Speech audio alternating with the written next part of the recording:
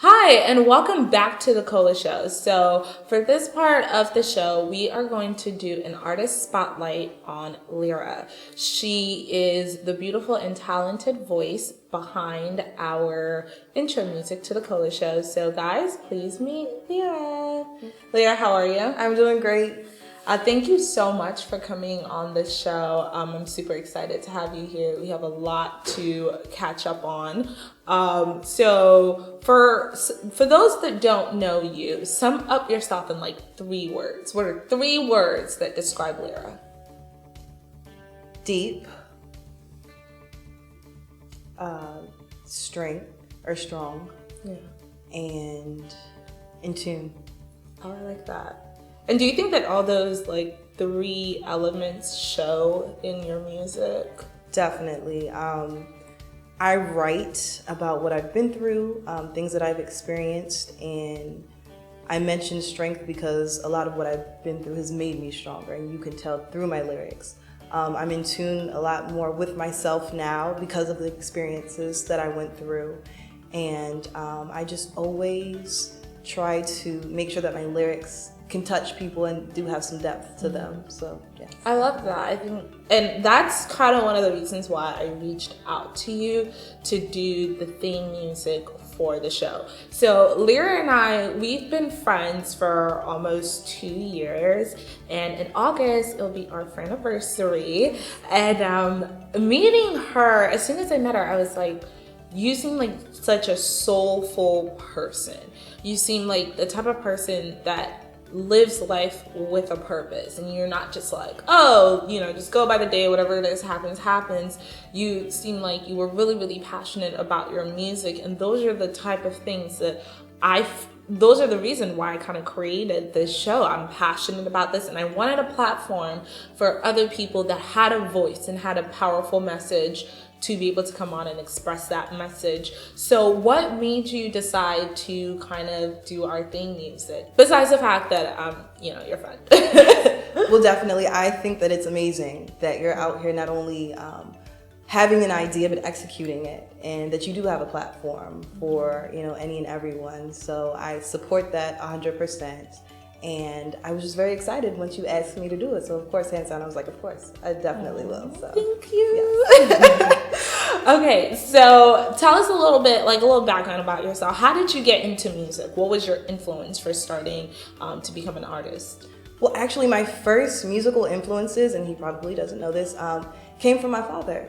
He has a collection of hundreds of CDs and cassettes, and used to always play music videos, and I was exposed to different music, very young. And as I got older, I decided to try out for gospel choir. I made it, and I loved it. And that's where I feel a little bit of my soulfulness comes from, because you definitely sing gospel music a little differently than other genres. As time went on, I went and recorded my first song, and Wait, how old were you when you did that? Recorded my first song? Yeah. That was my first year of college. Yeah. So before then, I was just in choirs, doing different performances and things at school. But when I actually stepped foot into the studio, I was like, this is something I definitely know I want to do, and I love. So since then, I've been street performing. I used to perform right outside the Verizon Center in Washington, D.C., performed in front of the White House, Apollo Live.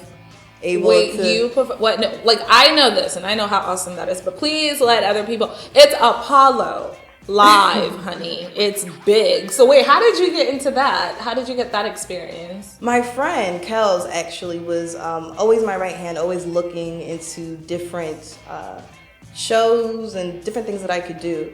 So when we saw that they were going to be in DC, I jumped at the opportunity, and Most High, I was able to be on the show, and it was great. I got to meet Tony Rock, and because this was the newer Apollo, right? Yeah, Dougie Fresh, Gladys Knight. It was amazing. It was a really great experience.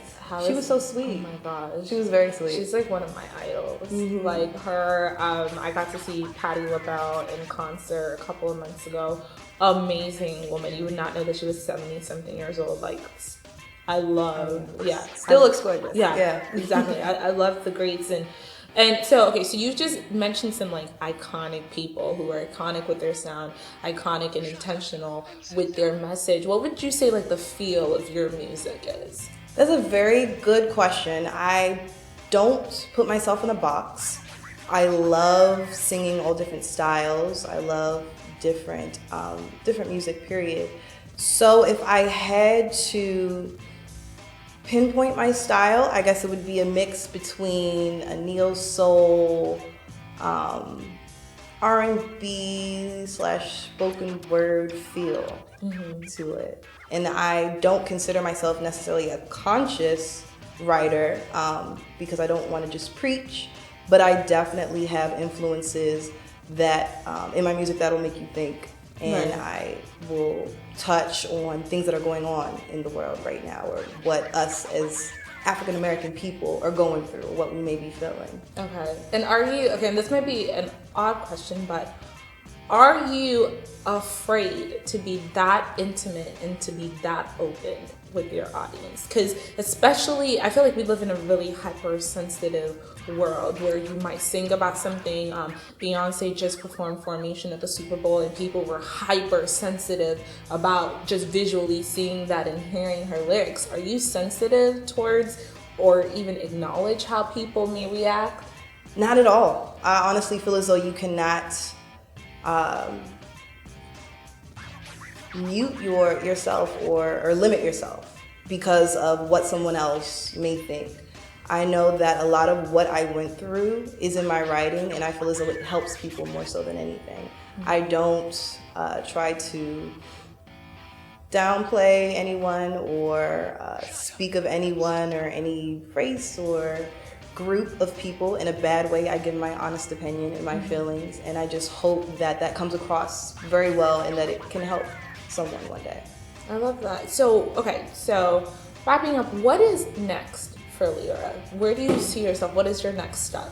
Yes, well, I'm definitely having my hands in a couple different projects, a nonprofit or two I've been thinking about. I want to get back into acting. That's another passion of mine.